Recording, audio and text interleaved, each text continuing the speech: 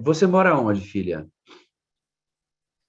Hoje eu estou morando em São Luís, no Maranhão. Estou aqui já há 10 anos, em São Luís. O tempo voa, né? Tempo Cheguei aqui um voa. dia desse, contra a minha vontade. Eu não queria vir para São Luís. Fez parte do seu retorno à fé, né? O retorno para São Luís, porque você é adventista de berço, você faz parte Sim, de uma família tradicional, né? Conhecida nessa região aí. muito conhecida em Alagoas. Eu sou natural de Maceió, né, Alagoas. A minha família é alagoana, meu pai, minha mãe, né? E a minha família é muito conhecida, porque na minha família nós temos três pastores, né? Nós temos pastor Giovanni Melros, pastor Militão e o pastor Acioli, que ele é concunhado. Então, na família nós temos esses três pastores e minhas irmãs também trabalham na obra adventista, então isso faz que nós nos tornemos assim, muito conhecidos na região. Chegamos lá quando existia apenas uma única igreja, muito pequenininha. Meu pai sempre foi muito plantador de igrejas. Isso fez com que ele se tornasse alguém muito conhecido por ser um plantador de igrejas, um plantador de clube de desbravadores, né? Então, é uma família muito conhecida em Alagoas. Por mais que você tivesse toda essa configuração de família muito conhecida, berço adventista, pai evangelista, né? Plantador de igrejas, você relata para mim que você passa por circunstâncias que envolveram a sua caminhada cristã, você passa 10 anos, Leide, fora da igreja. É Sim, isso? 10 anos foram fora. 10 anos, 10 anos. Tudo na minha vida foi muito precoce, pastor. Eu me casei muito cedo, eu me casei com 16 anos. Porque, na verdade, eu queria fugir da pobreza. A pobreza sempre foi algo que me assustou. Então, eu nem era bonita, nem era rica. Então, eu tinha que ser talentosa, né? Tinha que, Então, Moreira, eu tinha que comecei. escapar de algum jeito, Moreira. Tinha que escapar de algum jeito. Sim, Leide. Então, eu tinha que. Eu aprendi a trabalhar muito cedo, eu e meu irmão. Eu tenho mais duas irmãs, né, que são mais novas, mas eu e meu irmão, nós começamos a trabalhar, eu com 7 anos e meu irmão com 6 anos. Ele é um ano mais novo que eu, pastor Militão. Então, muito cedo, a gente aprendeu a ter nosso dinheiro, né? Muito cedo a gente aprendeu a ajudar, nós trabalhávamos para ajudar a nossa família, a minha mãe e meu pai, né? Porque nós morávamos no bairro mais pobre da cidade de Arapiraca, e aquilo me irritava. Então, foi por isso que eu me casei muito cedo, né? Para fugir, porque eu me escondia dos meus amigos, porque eu odiava morar naquele lugar, né? Então, tudo foi muito precoce. E assim, eu conhecia profundamente a Bíblia, as histórias da Bíblia, eu sei de cor salteado as histórias da Bíblia, mas tudo isso, todo esse conhecimento era porque eu queria acertar o concurso bíblico no sábado, lá no JA, eu queria ganhar todos os prêmios da Escola Sabatina da classe do juvenis, essas coisas assim. Não era porque eu tinha um convívio, uma experiência, uma devoção. Então, a minha base espiritual, ela era assim, era como se eu me sabotasse o tempo inteiro. E assim, eu passei a ter um certo repúdio com oração, porque uma vez eu fui castigada, porque eu fiz algo assim, não foi legal, e eu tive que passar muitas horas orando. Então, eu dizia assim, quando eu crescer, eu não vou orar de joelho mais.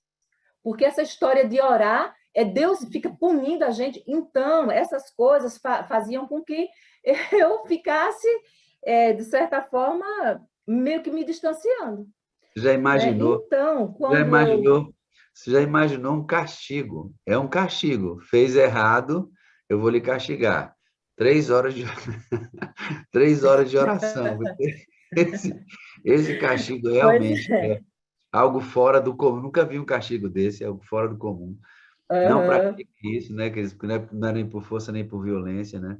Mas pelo meu espírito. é verdade. Deixa eu pegar um assunto, um aspecto importante. Quando você fala que você estudava para participar dos concursos bíblicos. Eu sinto falta dos concursos bíblicos hoje no JA, motivando os jovens a vasculhar a Bíblia, a decorar a Bíblia. No Novo Tempo tem um programa de concurso bíblico, isso deveria voltar. E é importante porque você conhece todas as histórias da Bíblia e é fundamental conhecê-las. Só que a gente não pode, Leide, entender que isto é um fim em si mesmo. Eu não posso acreditar que as pessoas, simplesmente por conhecerem as histórias da Bíblia, elas amarão a Deus. Faz parte do amor a Deus conhecer sua história. Não tem como eu amar quem eu não conheço no sentido da minha relação com Deus. É Ele que me leva, Ele que me leva a conhecê-lo e amá-lo. Ele derrama o amor dele em mim, né? Então, a parte do conhecimento de Deus é fundamental nesse processo, mas não é o todo. Todo esse processo seu precisa ser umedecido com óleo. E eu tenho a impressão que a gente fez isso muito tempo sem colocar óleo na engrenagem. E aí, como falta o óleo, o poder do Espírito, essas coisas se tornam técnicas. E acaba que o nosso cristianismo se torna técnico. Você passou 10 anos fora da igreja e você me disse que Sim, você passou fora, mas não era um fora, né? Como é que era isso? Você estava fora, não tinha prática adventista, mas não rompia com os princípios. O que levava você a viver essa vida uhum. dura, assim? A minha mãe, ela sempre foi muito cuidadosa conosco, porque ela queria nos manter na igreja. Então, e isso é uma bênção que Deus a agraciou, todos os filhos na igreja, os netos, né? Então, isso alegra o coração dela e ela vê que o esforço que ela fez valeu a pena. Só que, no fundo, eu não estava na igreja. Eu nunca estive na igreja, né? Eu participava da igreja, eu vivia na igreja, eu fazia na igreja, né? Fui educada a ser talentosa, a fazer grandes programas, grandes eventos, mas eu não pertencia à igreja, porque na minha cabeça não, era como se eu fosse diferente. Eu me sentia a ovelha negra, sempre me sentia a ovelha negra. Então, depois que eu me casei, né, o marido não tinha nenhuma exigência, e além do mais, ele não era adventista, né? Eu passei 10 anos, eu só ia uma vez no mês dizimar, ver os irmãos, porque eu sentia saudade deles, e voltava para casa. O que me mantinha uma chama acesa era que as minhas irmãs, elas sempre tinham o cuidado de me doar a meditação da mulher. É tanto que eu tenho aqui todas, porque elas têm esse cuidado, sempre tiveram. E a minha devoção se limitava a isso: ler a devocional da mulher, e orar de forma metódica, sem nenhum tipo de aprofundamento. Nunca orava de joelhos, porque eu voltava lá para aquele castigo, né? Então, era isso aí, 10 anos. E há uma coisa, eu não era do mundo, eu não era feliz no mundão, é tanto que eu nunca furei, porque assim, o primeiro sinal de rebeldia é quando você fura, se veste diferente, come qualquer coisa. Eu nunca fiz nada disso, nada. Ou seja, eu não era do mundo, nem era feliz na igreja. Era uma coisa assim estranha. E isso me perturbava muitas vezes. Por que eu não estou feliz na igreja, servindo de verdade, e nem estou lá no mundão? Mas tudo isso eu fazia por amor à minha mãe, porque eu tinha assim receio de magoar o coraçãozinho dela, porque eu sabia que ela ia sofrer muito. E a minha mãe, ela ficava muito feliz em saber, todos os meus filhos estão na igreja. Isso era muita alegria para ela. Engraçado, porque assim, eu poderia classificá-la como uma adventista não praticante? Mais ou menos isso. Se eu lhe É isso, perguntasse nessa é isso fase, mesmo, não praticante. de que igreja você era? Se eu perguntasse para você nessa fase, o que você responderia? Qual a sua igreja, nesses 10 anos? Bom, para algumas pessoas eu dizia eu sou cristã, mas para outras pessoas, se fosse alguém da igreja, né, que me conhecesse, eles não, eles diziam assim, qual é a igreja que você está frequentando? Aí, quando eu já estava em Maceió, eu dizia assim, é porque eu fui esse sábado para a igreja lá do Jacintinho. Ou seja, eu dava uma desculpa para os irmãos, eu mentia para eles, sabe, pastor? Tinha um monte de igreja, então ninguém precisava saber qual era a igreja que eu tinha ido. Mas, na verdade, eu não ia para lugar nenhum, eu ficava em casa. Queridos, eu fui católico muito tempo, mas católico não praticante. As pessoas perguntavam para mim, de que igreja você é? Eu falei, sou católico. Mas por que que eu era católico? Por causa da minha mãe. Deixa eu perguntar, você é adventista por quê? O que move você? Pastor Lucas disse que a adoração não é recorte da vida, é um estilo de vida adorar. Você é adventista por quê? A resposta disso define se você está indo para o céu ou não dentro da igreja. Porque ela era adventista ou se desviava das respostas, não tinha uma prática contrária aberta em resposta em amor à mãe. Isso não vai levá-la para o céu, por mais que ela tenha uma prática correta. E eu tenho a impressão, queridos, que não é muito difícil ser um adventista não praticante, porque tem o católico não praticante, tem o adventista não praticante, tem o assembleiano não praticante, tem o Deus e amor, ou não praticante não serve. Você deve deixar de ir à igreja no estágio desse? Não, porque você toma um murro na ponta do queixo na igreja e Deus te encontra lá dentro. Mas deixa eu dizer, se isso não acontecer, esse tipo de adoração superficial, não comprometida, por mais que você conheça tudo sobre Deus, essa menina conhece todas as histórias da Bíblia, não servia para nada, querido. Responde aí para você agora mesmo. Deixa eu dar uma olhadinha nas minhas telas. Eu estou vendo aqui o irmão João, está lá com a camiseta da sala. Por que você é adventista, irmão? O irmão Wellington Siqueira, por que você é adventista? Será que eu sou adventista porque eu sou pastor e aí não tem jeito de não ser? Né, Ale? Por que você é adventista, hein, Valzinha? Me diz aí, irmã Zilpa, a senhora é adventista, tem um quarto de guerra lindo atrás da senhora. Por que a senhora é adventista?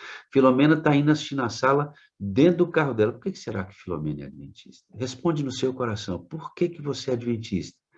É porque você ama a Deus? Ou você está num contexto sociocultural, moral e ético que não lhe permite ter outro tipo de vida? É só isso ou você faz por amor a Cristo? Responde aí. Vou fazer uma oração por você. Deus, nós estamos no testemunho, acho que esse momento crucial da discussão desse testemunho, porque nós não podemos estar na igreja se não for por outro motivo, o de amar a Cristo Jesus e de entregar a vida a Ele. Por que que eu guardo o sábado? Vou falar de doutrina agora. Por que que eu creio nas 3 mensagens angélicas? Por que que eu não como carne de porco? Por que que eu já sou vegetariano? Por que que eu devolvo meu dízimo, minha oferta? Por que que eu vou à igreja todo sábado, escola sabatina? Por que que eu estudo a lição? Por quê, Senhor? É um hábito? Ah, porque é certo. Quem sabe o castigo dos pais lá no começo, enrijecendo, aprendi a estudar a lição, mas esse tipo de religião não tem vida. A pergunta é se eu estou vivo. A pergunta é se eu estou disposto a morrer, porque o evangelho exige sacrifício. E esse tipo de adventismo não praticante não se sacrifica. E esse tipo de vida não representa, é uma adoração morta, são letras escritas em tábuas de pedra, sem nenhum sentido. Desculpem, a lei ainda não passou para o coração. Se tem alguém aqui que eu estou orando hoje, Senhor, e não estava no plano fazer essa oração, nunca fiz uma oração no meio de um testemunho, é a primeira vez, e o Senhor moveu isso, é porque eu tinha que orar hoje por alguém que está se sentindo assim. Um adventismo sem sentido, sem brilho, sem esperança, mas a pessoa não consegue deixar isso porque os hábitos, ele sabe que é uma vida saudável, é bom para seus filhos, é bom para a segurança da família, é um ambiente saudável, a pessoa não consegue abandonar esse adventismo, mas não é feliz, mas não é feliz. Então, o Senhor nos dá um cristianismo cheio de relevância, de profundidade, de lateralidade, de altura. cheios do Espírito Santo. Nesse momento eu quero, Espírito Santo de Deus, pedir a bênção sobre todos nós com o batismo, Jesus, do teu Espírito. Invade, Espírito Santo, no bom sentido, porque nós estamos abrindo a porta, então pode ocupar todos os cantos da casa. Pode trocar os móveis de lugar, se o senhor quiser, pode jogar tudo fora, se não prestar nenhum deles. Acaba, destrói, arrebenta, joga ao chão tudo que somos e constrói um novo ser humano, feliz por servir a Jesus, disposto a morrer por ele. Combati o bom combate, completei a carreira, guardei a fé, a coroa da justiça já está guardada, eu estou ansioso para ressuscitar e encontrar o Mestre. Paulo disse, dá-nos um adventismo praticante, cheio do Espírito Santo. Em nome de Jesus. Amém, amém e amém. Filha, na sua trajetória como adventista, na caminhada, você teve uma decepção profissional, e nessa decepção profissional você ficou muito magoada com 3 pessoas, fruto dessa decepção profissional, desse relacionamento com essas pessoas, e você também se tornou muito preocupada com outras 2 pessoas. E você não conseguia perdoar essas pessoas, né? E isso começou a gerar em você uma doença. Eu queria que você falasse para a gente sobre essa falta de perdão e como é que essa doença disparou no seu corpo. Acho importante a gente entender um pouco disso. 2017 foi um ano muito intenso. Nós servimos em Tabatinga, que é uma tríplice fronteira, que fica no sul do Amazonas, e de lá nós fomos transferidos aqui para São Luís. Então, quando eu cheguei aqui em São Luís, eu queria fazer algo que pudesse preencher tudo aquilo que eu tinha deixado em Tabatinga, porque Tabatinga foi um encontro incrível. Lá foi em Tabatinga que eu me converti. Eu lembro que quando eu fui de FAB para Tabatinga, lá só chega de barco ou de avião, de FAB porque meu esposo ele é da aeronáutica, né? Então, eu fui de FAB. Quando sobrevoou, eu olhei mato, mato, mato, rio, rio, rio. Eu disse, meu Deus. Aí a aeronave pousou. Eu disse, meu Deus, que decadência. Eu estava vindo de uma cidade grande, eu ainda não tinha tido nenhum tipo de encontro íntimo e pessoal com o Espírito Santo, né? Então, foi em Tabatinga que eu me converti. Depois de passar lá em Tabatinga, pastor, foi o auge do meu declínio espiritual, porque eu estava longe dos olhos da minha mãe. Então, minha mãe não estava vendo o que eu estava fazendo. Mas, mesmo assim, lá, eu não furei orelha, essas coisas, não fiz nada disso, né? Mas eu caí no mundão lá, né? Até que eu fui resgatada. Comecei a servir a igreja lá, e lá eu tive um encontro pessoal com Jesus, e foi incrível. E depois disso, a minha vida passou a mudar. Eu passei a gostar de gente, que eu não gostava de gente. Eu era extremamente vaidosa, né? E gostava muito de trabalhar. Então, lá aconteceu essas mudanças, mas não era o suficiente. As mudanças, elas, de verdade, elas passaram a acontecer depois que eu cheguei aqui em São Luís. Então, eu cheguei aqui em São Luís e eu precisava fazer algo que pudesse preencher tudo aquilo que eu havia deixado em Tabatinga. Até porque eu também tinha deixado uma filha no Amazonas, que ela estava fazendo faculdade lá, e não podia vir, o currículo totalmente diferente. Então, eu vim, deixei. Então, eu precisava, porque eu não queria ficar em depressão, né? E assim, como eu vim para cá contra a minha vontade, né? Então, eu lembro que eu ouvia o barulho das crianças, aí eu trancava todas as portas e ficava dentro do quarto. Eu não quero ouvir, nem quero falar com ninguém. Aí eu disse, não, eu tenho que fazer alguma coisa para que eu tenho que florescer onde eu estou plantada.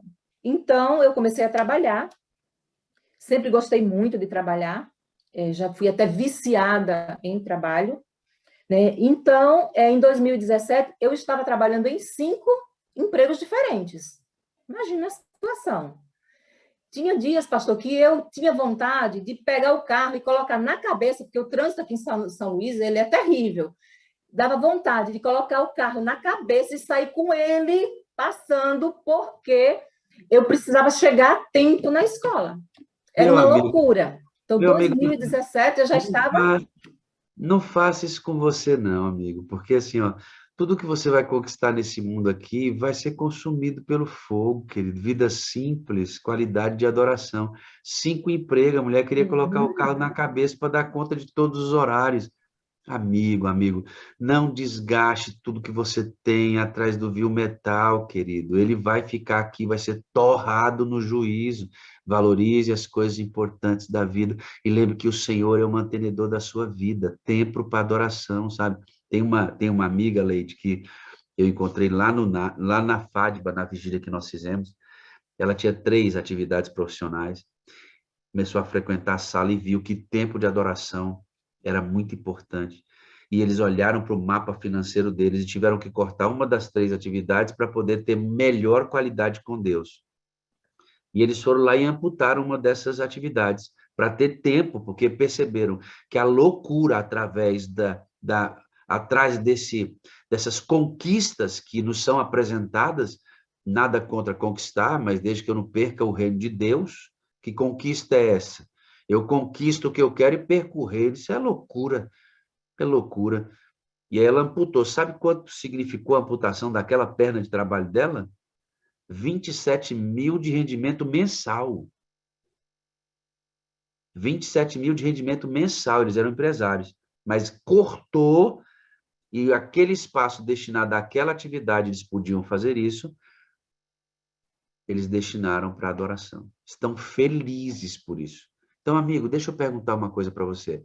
O que você quer adquirir na sua vida, você precisa mesmo? Ou o que você já tem é suficiente para você viver? Pensa comigo. Você está atrás do que não precisa e está perdendo a Deus, amado, colocando o carro na cabeça. Pensa aí, mano. O que adianta ganhar o mundo e perder a vida eterna? Leide, fala para mim, vamos direto lá para aquele ponto, fala para mim da falta de perdão. Nesse ambiente profissional, você, por uma circunstância que nós vamos citar aqui, nós combinamos isso, você adquiriu um mágoa de 3 pessoas que não administraram uma situação que ocorreu com você, que você achou que essas pessoas foram injustas e realmente foram, e isso trouxe dor para você. E você não conseguiu perdoar essas pessoas. E você passou um ano mastigando essas pessoas dentro de você, que lhe causaram uma doença. Você ficou doente. Que tipo de doença isso lhe causou? O excesso de trabalho, a falta de exercícios, o estresse, ele poderia ser retirado se eu praticasse exercícios. Eu trabalhava muito, não tinha tempo de fazer exercícios. Então, a mágoa, porque assim, o nosso corpo ele só precisa de uma desculpa, né? Então, a desculpa para desenvolver tendinite calcária, que é pedras, é ocasionado pelo estresse em mim. Se eu tenho situações de estresse, esse estresse se transforma em pedras nas articulações. E, então, eu desenvolvi tendinite calcária. Eu desenvolvi 5 pedras no ombro direito. E eu passei muito do último trimestre do ano de 2017, eu saía da escola e ia direto para o hospital. E voltava para casa. Tomava lá tramal na veia, injetava, porque nenhum analgésico passava a dor. Vinha para casa no outro dia, tudo de novo. E eu não parava. Né? Então, esse estresse ele foi se acumulando e as pedras cada vez mais crescendo. E as circunstâncias da tristeza, né, da dor que eu sentia pelo fato de não ser reconhecida e amada e protegida no meu trabalho, faziam com que essas pedras cada vez mais se avolumassem, elas Lembrando, cresciam, deixa eu né? lembrar isso é importante a gente classificar isso. A tristeza, a falta de reconhecimento no trabalho tem a ver com circunstâncias que feriram a Leide, magoaram a Leide. E ela tinha que lidar com essa mágoa, somada ao estresse, toda a intensidade do trabalho, e aquela mágoa ia remoendo Leide por dentro. E essas coisas somadas começaram a fazer com que as pedras no ombro dela...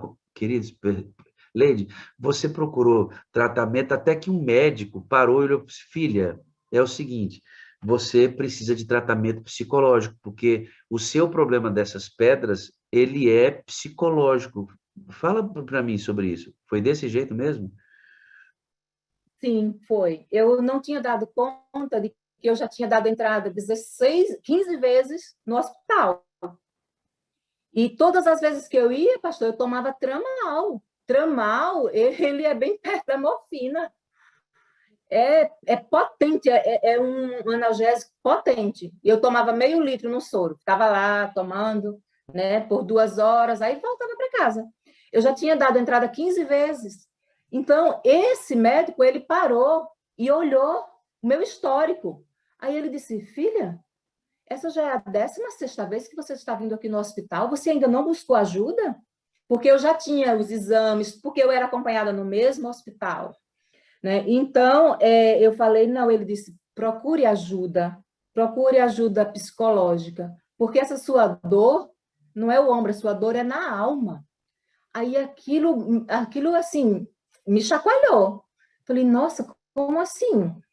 Porque eu não entendia nada. Hoje eu tenho todo um conhecimento, né, de tudo o que aconteceu, mas na época eu não conhecia, eu só sabia que estava doendo meu ombro, que eu tinha pedras no ombro. Era só isso que eu sabia, né? Mas ninguém me falava, você tem que descarregar esse estresse fazendo exercício, né? Você tem que ter mais cuidado com você. Ninguém falava nada disso, só me aplicava Tramal, eu passava dor, eu voltava, né? 2, 3 dias depois estava lá, ou seja, era esse círculo até que, depois da formação continuada do ano de 2018, o corpo disse assim, não, ou você para, ou você para.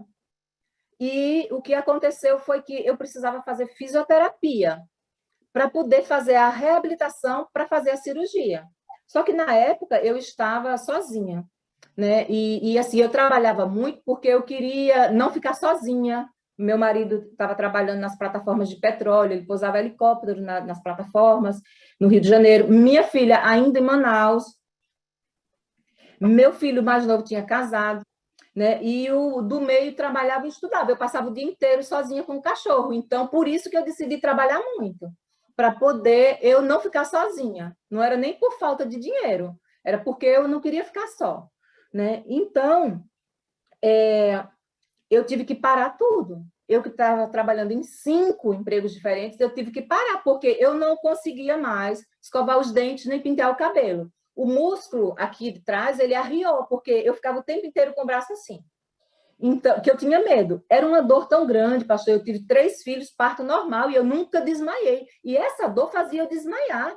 E eu ficava, meu Deus, o que é isso? É estranho, porque eu sou resistente à dor, eu não fraquejo tão rápido com dor. Mas essa dor, ela fazia eu desmaiar. Então, eu ficava o tempo inteiro assim. Aí o meu organismo fez que um músculo aqui de trás arriasse, porque eu Esse não médico, tinha movimento. esse médico lhe indicou uma terapia com um psicólogo para você avaliar isso? Sim, ele E vo- indicou, Você né? foi parar no Foi algo psicólogo, então. assim. Eu fiz todas as pias que existem. Eu fiz terapia, hidroterapia e fisioterapia, porque eu precisava me libertar daquela dor. Ele me indicou, e em especial a terapia, porque se não fosse a terapia, segundo ele, eu não ia melhorar. E realmente. Você precisava liberar o perdão, ele disse, para você se livrar dessa dor? Sim, Você não conseguia perdoar, filha, é não, isso? não foi ele que falou. Quem, na verdade, falou sobre o perdão já foi a terapeuta.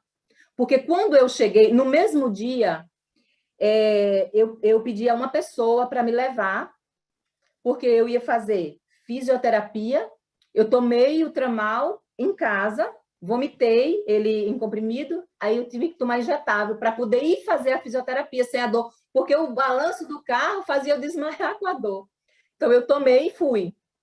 Aí lá eu fiz a fisioterapia e depois eu fui para a terapia. Eu cheguei lá, aí nesse mesmo dia o ortopedista da base, ele olhou e disse assim, filha, se você tivesse demorado 24 horas, ia ser irreversível, porque o seu músculo aqui atrás, ele já arriou, tá? Ficou um buraco, passou nas minhas costas.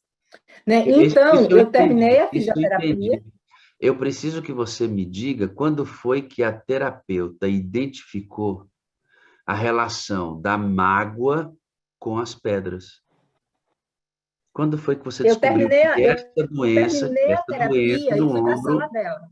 Aham, Sim, isso. No mesmo dia, eu terminei a fisioterapia e a outra sala era da terapia.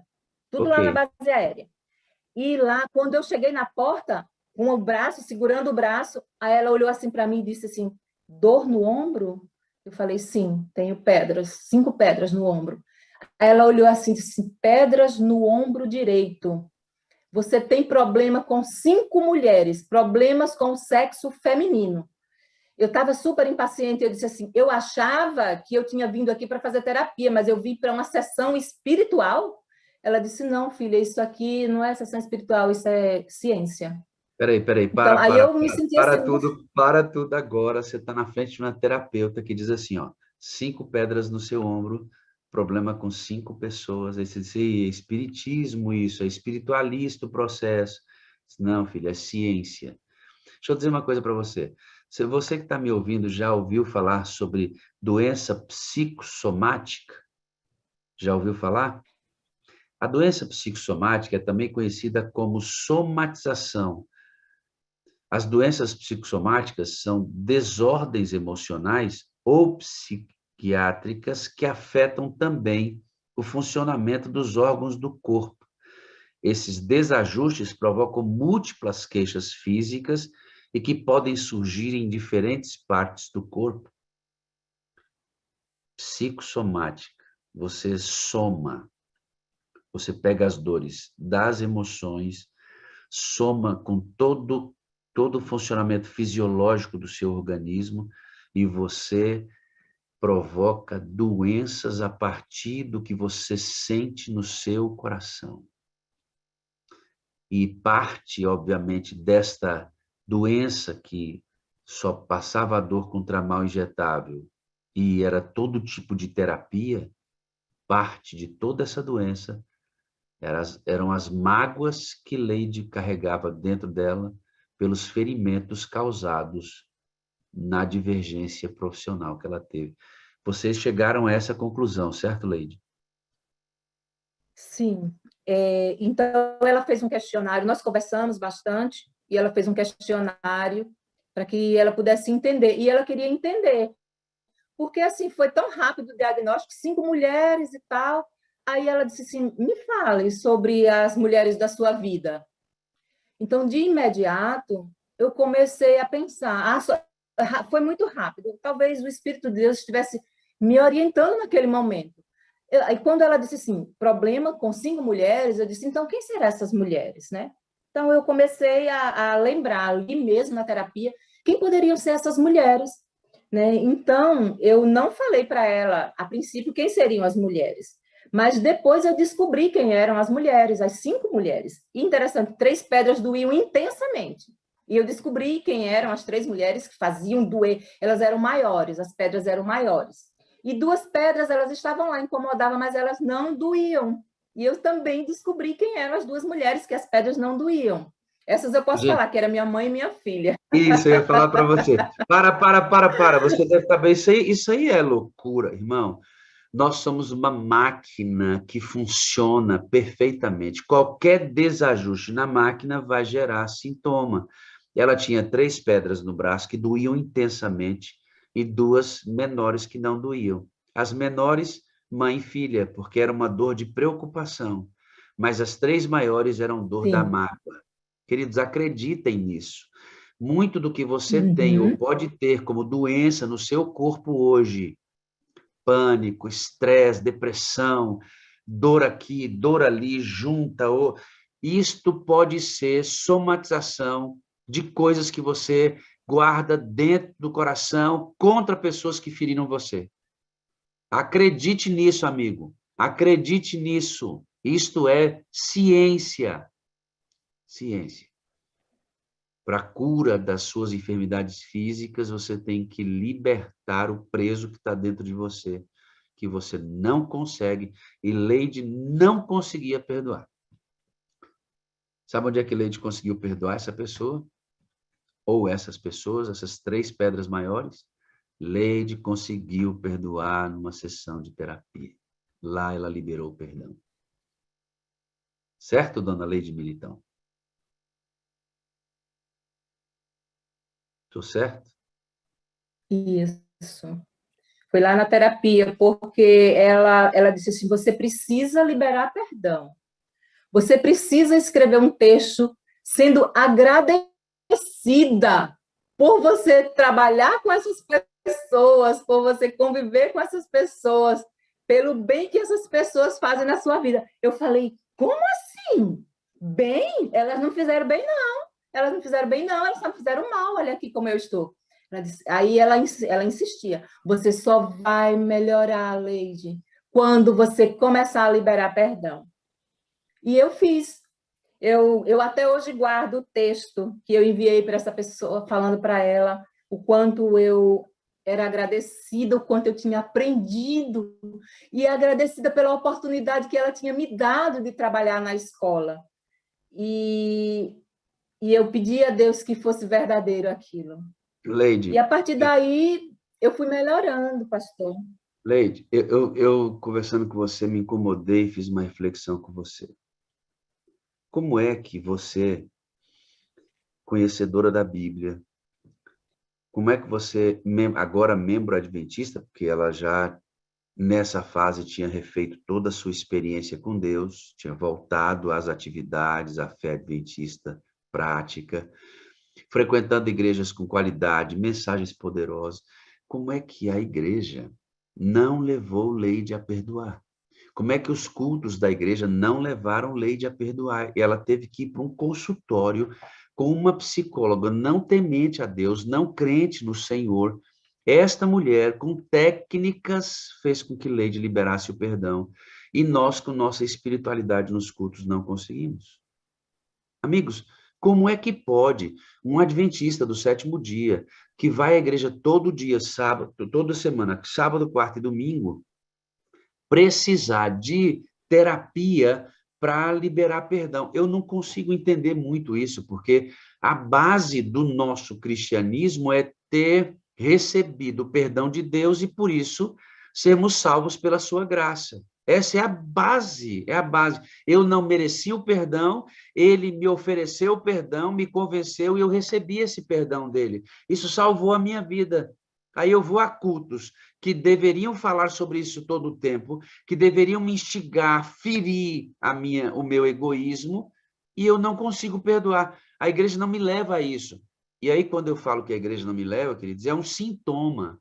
Isto que Leide está dizendo é um sintoma. Nós temos centenas e milhares de adventistas ilhados em suas mágoas, frequentando cultos, pregando sermões, com ódio dentro do coração deles.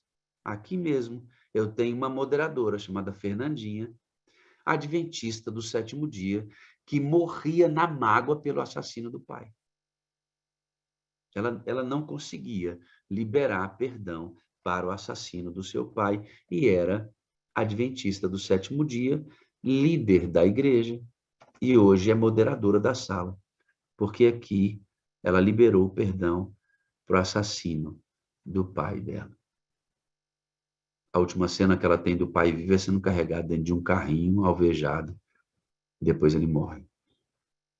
Ela chega aqui com um assassino nas costas, pregando, cantando, passando lição de escola sabatina, com um assassino nas costas. Eu fico perguntando o que a gente tem que fazer em nossos cultos para que eles alcancem o membro holisticamente, sabe?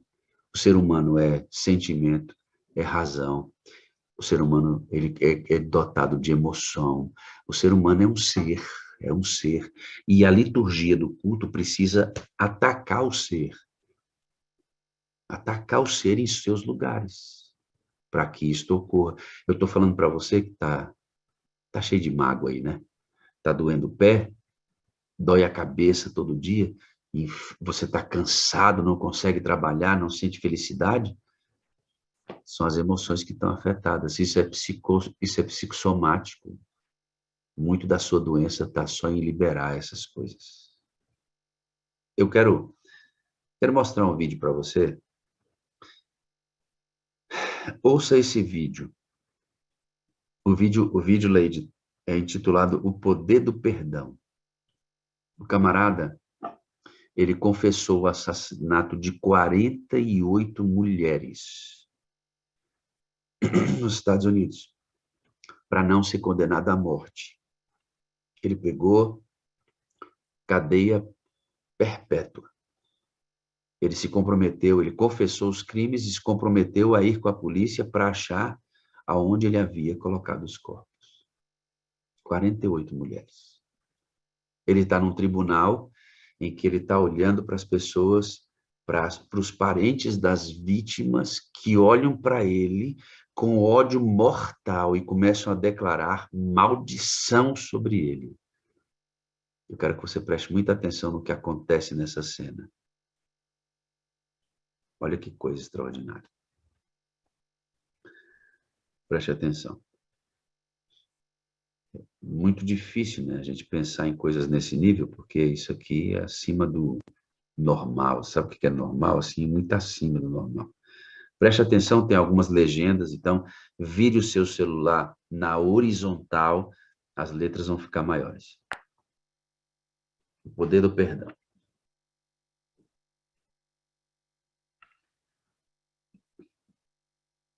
Ele confessou que matou 48 mulheres. O maior assassino de série nos Estados Unidos.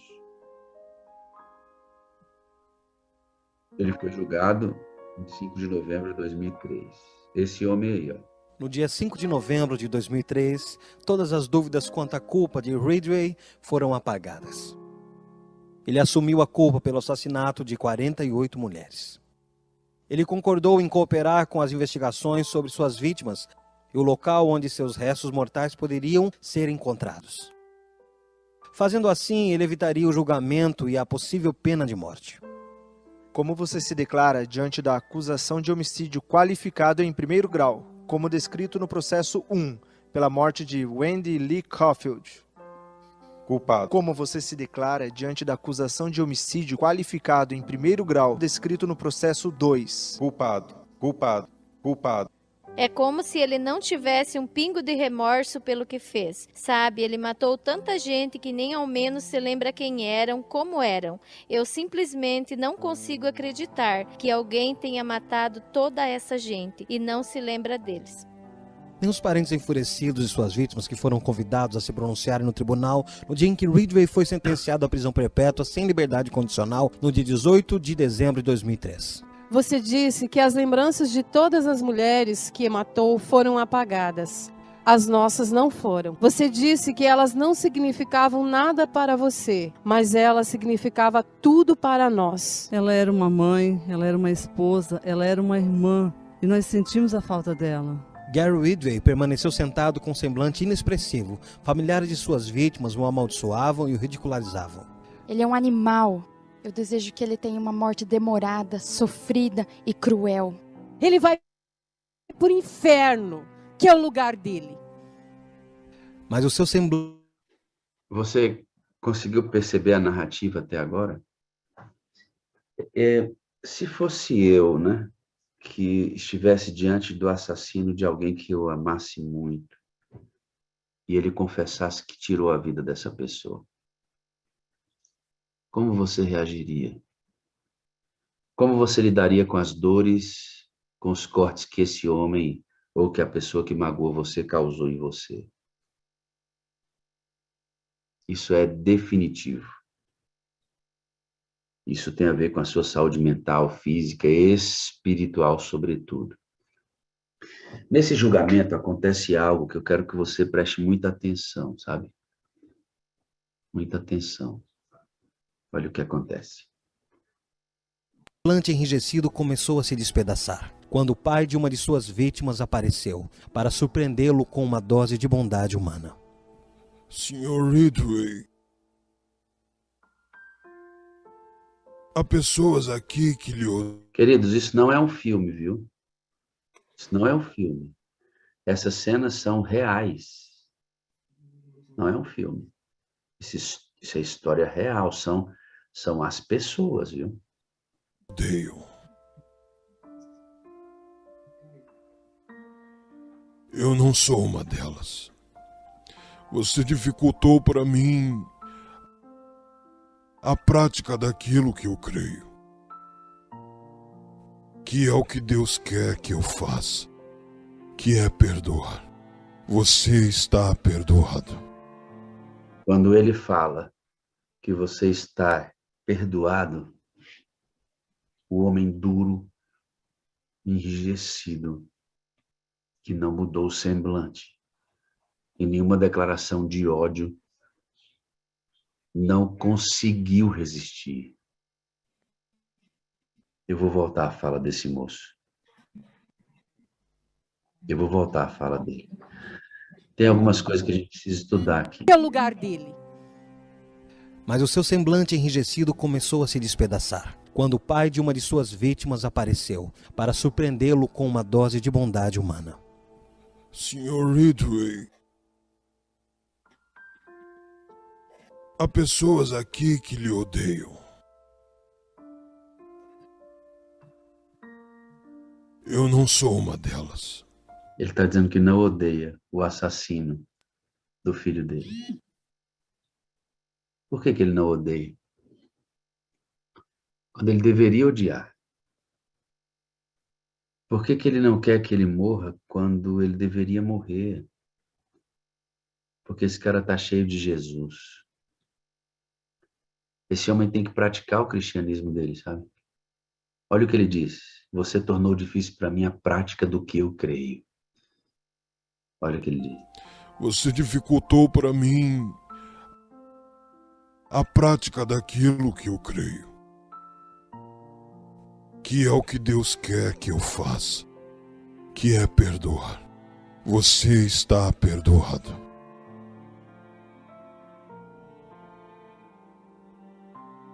Pedro, se aproximando, perguntou: Senhor, até quantas vezes o meu irmão pecará contra mim e eu lhe perdoe? Até 7 vezes?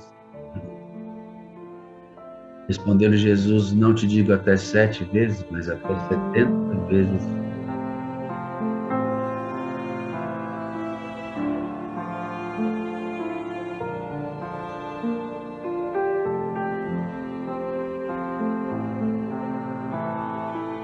Isso aí para você, né? Eu não sei quais são as dores que você está sentindo, né? Não sei. Não conheço as suas dores. Mas eu conheço as dores de Cristo. Quando você não consegue perdoar é porque a sua dor é maior do que a dor que você sente pela perdição do outro. Quando você não consegue perdoar, a sua dor é maior do que a dor que você sente ou deveria sentir pela perdição do outro. O que eu quero dizer com isso? Eu estou tão magoado com o que você me fez, que eu vou cortar minhas relações contigo, porque não me importa se você vai se perder ou não. O que importa é a dor que eu sinto e o mal que você me causou. Perdoar é quando a pessoa não pode fazer mais nada para restaurar o que fez. Assim como você, quando pede perdão para Deus, você não pode restaurar nada do que fez. Esse Senhor não tem como pagar a conta. Então tá bom, eu pago a conta com a minha vida e você sai livre. Perdoar é aceitar o prejuízo e deixar quem lhe prejudicou sair como se não te devesse nada. Sair livre da culpa. Isso é uma ação espiritual. A Leide estava dentro da igreja. Eu precisou de uma terapeuta para entender isso. Isso me incomodou profundamente. Aí a Leide, eu questionei Leide. Leide escreveu um texto para mim que disse assim: pastor, eu refleti sobre o que o senhor me disse, e ela escreveu assim, ó: a lição sabemos de cor, só nos resta aprender. Isso significa que muitos dos nossos ensinamentos de Jesus não colocamos em prática por uma razão ou por outra do nosso egoísmo. Orgulho e dureza de coração nos cega e perdoar é muito mais difícil do que fazer parte de uma igreja. Ser crente ou fazer trabalhos sociais. Tanto que, às vezes, só abrimos mão disso quando estamos pagando preço com a saúde, como era o caso dela. E por isso, talvez, foi mais fácil ouvir a terapeuta. Se você não perdoar, você vai perder o movimento do seu braço. Talvez ela não tenha, naquele momento, liberado perdão pelo motivo correto. Vemos uma religiosidade engessada, ao invés de uma verdadeira experiência, porque essencialmente somos pecadores e não plenamente cristãos. Mas Cristo está disposto para nos perdoar, consolar, transformar e curar. Basta colocar nossa mente e coração em suas mãos para que essa maravilhosa obra possa ser operada. Quando Jesus manda perdoar, isso não é para o outro, e sim para mim. Ele queria dizer, filho, perdoa, não adoeça. Esse é o texto que a Leide mandou para mim. O meu questionamento hoje, queridos, pastores que estão aqui comigo, líderes de igreja, anciãos, líderes de departamento, o que a casa do perdão está fazendo que não leva os seus filhos a perdoarem? Que tipo de proclamação nós estamos tendo no púlpito da igreja que não leva os irmãos a perdoarem? Pastor, todo mundo é assim? Não, mas nós temos uma grande maioria de pessoas que não são impactadas com nossa liturgia seca, que precisa ser umedecida com textos essenciais. Você disse que ficou incomodada com essa reflexão que a gente fez, né, Leide? Sim, porque eu nunca havia me questionado se eu sou crente, se eu estou na igreja, estou participativa na igreja, se eu vou à igreja ouvir grandes sermões, grandes oradores, por que nenhum deles me fez fazer uma reflexão para que eu pudesse liberar perdão e ficar bem, ficar curada? Eu passei 1 ano sofrendo. Não seria mais fácil o meu pastor dizer assim, Leide, ei, perdoa, porque isso aí que tu está passando é porque tu não liberou perdão. Mas eu tive que ouvir de uma terapeuta não cristã e ateia, que se eu não liberasse perdão, eu ia ficar com o braço paralisado para o resto da minha vida, ia ficar aleijada. Então, pastor, eu nunca tinha parado para pensar sobre isso. Então, eu fiquei várias horas da noite pensando. Sabe por quê, Leide? Você pode imaginar que sermões sobre perdão são feitos na igreja e pessoas estão mocas e não conseguem ouvir. Esse é um fato também. Isso a gente não vai desconsiderar. Mas o que me preocupa, queridos, é que não é um sintoma de pouca gente.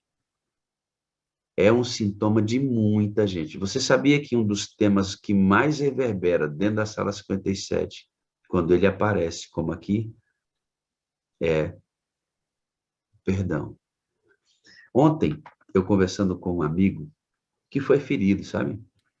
Esse amigo foi ferido em seu seio familiar por um comportamento não esperado. E esse amigo disse assim, pastor, eu entendo, tá tudo certo e tal, mas num primeiro momento é muito difícil ouvir, etc. E eu disse, tem sentido, sabe isso? Eu não quero que você não sinta a dor do ferimento, não quero. Você é um ser humano, se eu apertar essa caneta aqui, eu sinto dor. Então, você recebeu o ferimento de alguém, eu não estou aqui dizendo que você tem que ser insensível e não sentir a dor desse corte, eu não estou dizendo isso. Nós somos seres humanos, não somos máquinas. Mas você não pode abrigar isso por muito tempo no seu coração. O luto pelo ferimento tem que passar com o oferecimento do perdão o quanto antes você puder ser usado pelo Espírito Santo. A Leide termina de uma maneira extraordinária, ela diz assim, quando Jesus manda perdoar, isso não é para o outro, muito embora também seja, mas ela está dizendo que o primeiro beneficiado no perdão sou eu que tiro a carga de mim. E ela diz assim, Jesus diz, né, filha, perdoa, ou seja, não adoeça. Você hoje se encontra curada, filha, dessa dor física da falta do perdão? Sim, pastor. E por incrível que pareça, eu estava com a cirurgia marcada e eu não fiz a cirurgia. Não precisou. Porque o meu médico, ele dizia assim, Leide, é preciso 2 anos para que as células do seu corpo comam essas pedras. Aí eu dizia, mas eu vou sofrer 2 anos se eu não fizer a cirurgia. Ele disse, é. Só que quando eu comecei a liberar perdão, as pedras começaram a diminuir, pastor, de tamanho. E não foi 2 anos, foi menos. Isso não é magia, não, irmãos. Isso não é magia, não. Isso é resultado. Eu vou dizer aqui para você de novo. Eu tenho que ensinar isso, né? Doença psicossomática, também conhecida como somatização, são desordens emocionais ou psiquiátricas que afetam também o funcionamento dos órgãos do corpo. Esses desajustes provocam múltiplas queixas físicas e que podem surgir em diferentes partes do corpo. Você liberou essas pessoas, você não tem mais raiva dela, você não tem ódio dessas pessoas, tá tudo bem? Não tenho. Inclusive, até teve um dia que uma das pessoas me pediu porque eu faço figurinos, cenários, e ela me ligou, disse, tu podes me emprestar uns figurinos que vai ter um evento? Aí eu disse, posso sim. Aí a gente conversou alguma coisa, aí eu falei, eu te amo. Aí ela mandou aquela carinha assim, um emoji. Eu disse, eu te amo. Aí ela disse, mas não era isso que você sentia algum tempo atrás. Eu disse, mas eu já esqueci. Ela, eu também, graças a Deus. E hoje nós temos um relacionamento assim incrível, incrível, de amizade, de cumplicidade. Eleide, e as pedras? E as pedras? Sumiram, pastor. O meu plano de saúde mandou uma carta para mim querendo saber se tinha acontecido alguma coisa, porque o hospital teve que devolver todo o valor que tinha sido cobrado do plano pela cirurgia. Eu falei, não, é porque eu não preciso mais fazer. Porque o médico disse, 2 anos para as células comerem as pedras. Só que, assim, 2 ou 3 meses depois, eu já não sentia mais dor. E movimentava tudo. Aí eu fui fazer fisioterapia. Aí eu também me envolvi com a Federação dos Empreendedores Adventistas. E lá foi o restante da minha terapia, porque foi incrível, né? Então, cuidar do outro fez com que eu esquecesse que eu tinha problema. E a Federação dos Empreendedores Adventistas, ela nos incentiva, né, a cuidar do outro. Aí a gente esquece que tem problema. Leide, eu vou terminar o seu testemunho recapitulando o final do vídeo. Seu semblante enrijecido começou a se despedaçar, quando o pai de uma de suas vítimas apareceu, para surpreendê-lo com uma dose de bondade humana. Sr. Ridgway, há pessoas aqui que lhe odeiam. Eu não sou uma delas. Você dificultou para mim a prática daquilo que eu creio, que é o que Deus quer que eu faça, que é perdoar. Você está perdoado.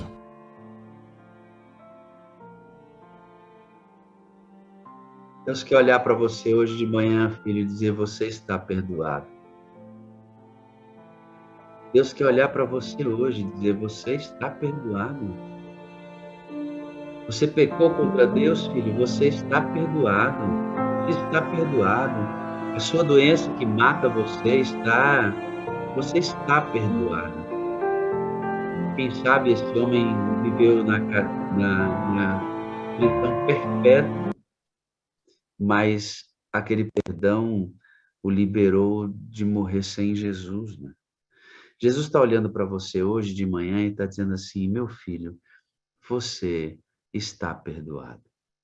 Diga glória a Deus por isso. O Senhor diz isso, né? Você está perdoado. E diga glória a Deus por isso, porque o perdão de Deus cura. Te cura de uma enfermidade que vai te levar, que poderia te levar à morte e que leva à morte. Eu quero que você ouça a voz de Deus dizendo para você hoje assim, você está perdoado. O Senhor está olhando para você hoje dizendo, você está perdoado. O que você sente quando eu digo para você, Virna, você está perdoado? Quando você olha para você e diz assim, você, pastor Simei, está perdoado. Você, Valdirene, você está perdoada. Eu deveria odiar você. Eu deveria desprezar você, Ronairo.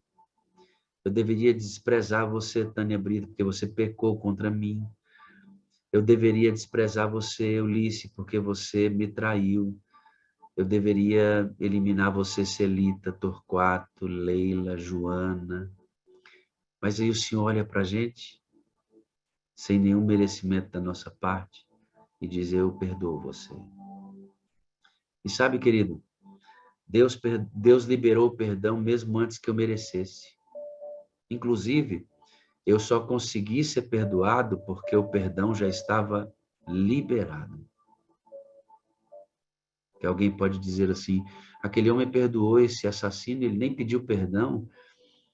Quando Deus perdoou você, você não pediu perdão, o perdão estava liberado. Quando você pede, você recebe o perdão já liberado. José Joaquim, Deus perdoa você, viu? A irmã Sâmia Bizarra, Deus perdoa você. Agora vá e perdoe quem te feriu. Vá e perdoe quem te feriu. Seja qual for a agressão, nunca será maior do que a nossa contra Jesus. Qualquer agressão que você tenha que perdoar do outro em relação a você, jamais será maior do que aquela que você cometeu contra Jesus. Agora vá e perdoe quem te feriu. Isto é uma decisão.